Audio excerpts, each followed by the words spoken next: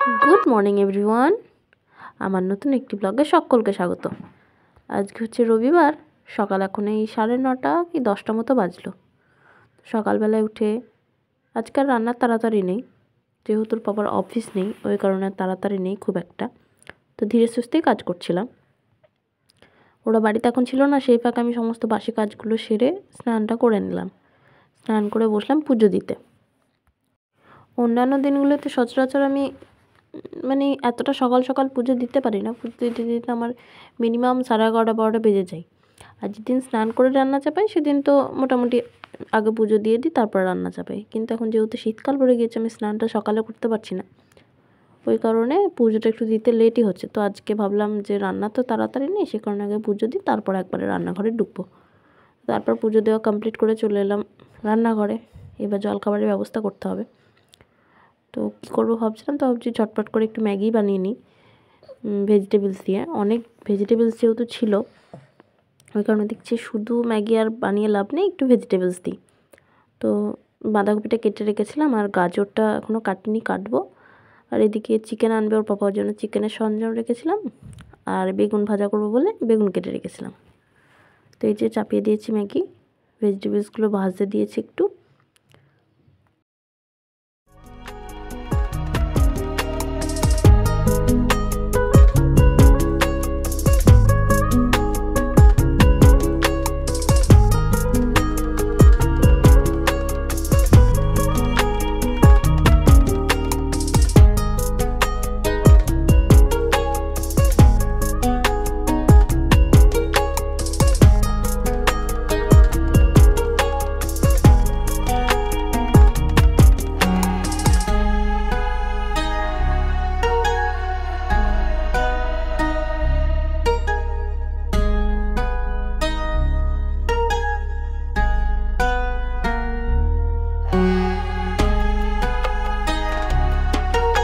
বেশ পরে খাবা, বেশ পেটে ব্যথা করছে, একটু পরে খাবা।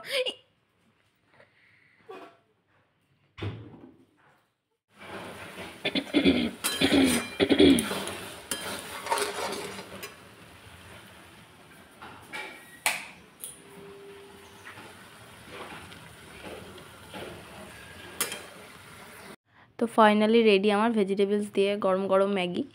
একটু স্যুপ রাখবো ভেবেছিলাম আর একটু, তো হয়নি, স্যুপটা মরে গিয়েছিল পুরো, টাইটই হয়ে গিয়েছিলো, স্যুপটা খুব একটা ছিল না। তো যাই হোক, ওটাই তুলে নিচ্ছিলাম, ওর পাপাকে দিচ্ছিলাম। আর বাবু খাবে না খুব একটা, কারণ ওর জন্য করবো ভাবলাম, কিন্তু ও সেই একটা দাদাদের বাড়ি গিয়েছিলো, ওখান থেকে ডিম টোস্ট খেয়ে এসেছে। তো ওর বাবা বললো ওর বেশি খাওয়ার আর গদ থাকবে না, খেয়ে এসেছে। তো যেহেতু আমার সিদ্ধ করা হয়ে গিয়েছিলো, ওই কারণে করে নিলাম, নিজেদেরও খেতে লাগবে, নাহলে আবার অন্য কিছু বানাতে হতো। তো এই কারণেই করলাম। তো খুব একটা খেলো না, ওর পাপা আর আমি খেলাম। তো ভালোই হয়েছিল খেতে। অনেক দিন থেকে আমি বানাবো ভাবছিলাম ভেজিটেবলস এরকম ম্যাগি, ইউটিউবে দেখছিলাম আর ভাবছিলাম। তো নর্মালি তেলে ভাজা হয়, সেদ্ধ করার পর পেঁয়াজ রসুন দিয়ে ডিম দিয়ে আমি ওটাকে ফ্রাই করে নিয়ে দিয়ে খাই, কিন্তু এটা একটু অন্য প্রসেসে করেছিলাম, ভালো লাগছিল বেশ খেতে। তো এই হচ্ছে ব্যাপার, ও এসে দেখছে। এনে তোর এটা 240 নিলু গোটা, এমনি খোলা নিতে গেলে 30 টাকা। যা বাইরে যা সরম নিয়ে যাচ্ছি, এনা চামচ নিয়ে যাও, তুমি চামচ নিয়ে যাচ্ছি, সব দিলে না দিচ্ছি।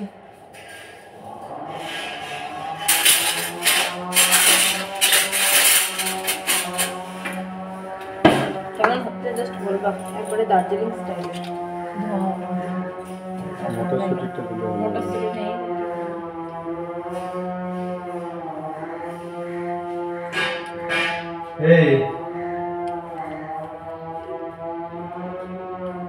এই কি ম্যাগির সাথে সসটা মিক্সড হয়ে যাও, মিক্সড করে দিয়েছি না, তোর মিক্সড হয়ে যাও।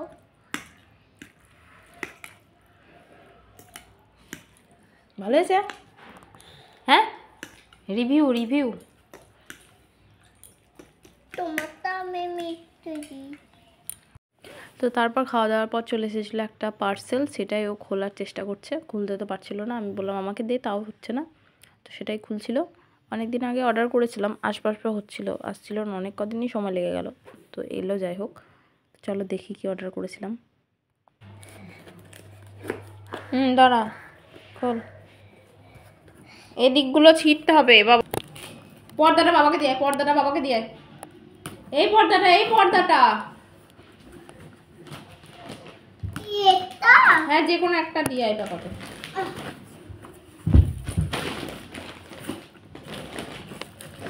যা দিয়ে আয়। একটা পাই নেব।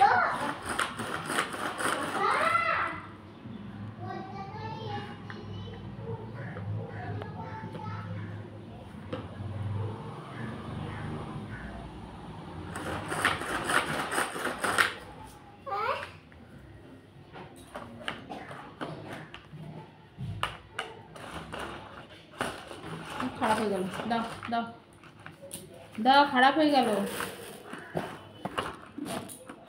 এই মা, এটা দেখি দেখি দেখি দেখি দেখি,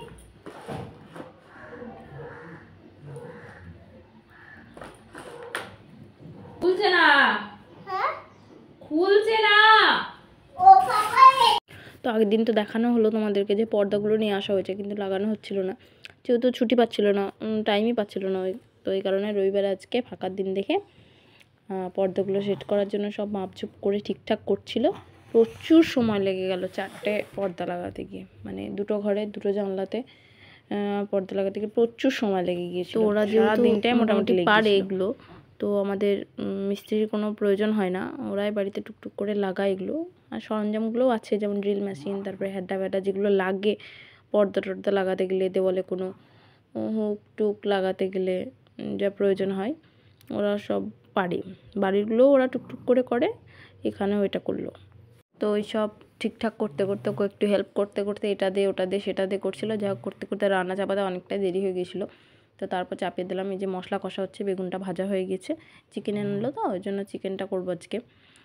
আজকে বলেছিলাম চিকেন আনতে হবে না, কারণ সে মাছটা ছিল, তো পাপা খাবে খাবে করছিল, মানে বাবু খাবে খাবে করছিল বলে আবার ওর পাপা নিয়ে এলো চিকেন।